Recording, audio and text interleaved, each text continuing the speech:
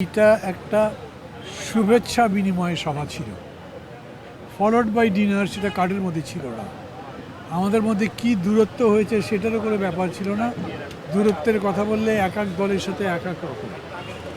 এই দূরত্ব কমিয়ে ফেলার এখানে কোনো উদ্যোগ ছিল তা না।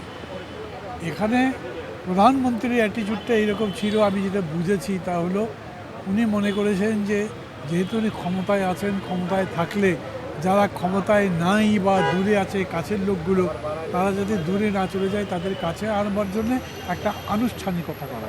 উনি এই আনুষ্ঠানিকতা করেছেন, আনুষ্ঠানিকতাটা ভালো হয়েছে। কিন্তু আলোচনার প্রশ্ন যদি বলেন, কোনো তো এজেন্ডা ছিল না।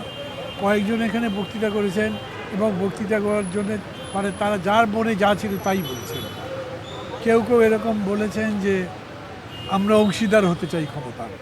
কেউ কেউ এরকম বলেছেন যে যারা যারা যেভাবে চালাচ্ছেন সেগুলো আমরা কিছুই জানি না, আমরা অংশ নিতে পারছি না। তবে মেইন টোনটা যেটা ছিল সেটা হচ্ছে যে উনি যে ডেকেছেন এটা সবাই ধন্যবাদ দিয়েছে এবং ভালো কিছু সেটা চেয়েছে।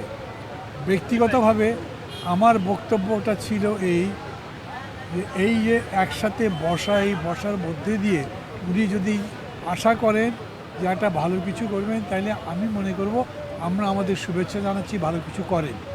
কোনো ক্ষমতার ভাগ বাটোয়ারা, অংশীদার হওয়ার কোনো বিষয় নেই। ভালো যদি হয় তাহলে দেশের ভালো, আমাদের সবার ভালো। এখন পর্যন্ত রাজনীতির মাঠে তো বিএনপির বিকল্প দাঁড়ায়নি। তারা চালাতে পারে, কিন্তু তারা সতর্ক থাকুক।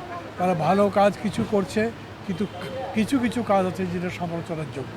সেই সমালোচনা এখানে করব না, কারণ সমালোচনার এটা জায়গা নয়। এইখানে দাঁড়িয়ে এখানে কথা বলে সমালোচনা করে, কিন্তু নিজেরা আপনারা খেয়াল করেন কোনটা কোনটা ভুল দিচ্ছেন।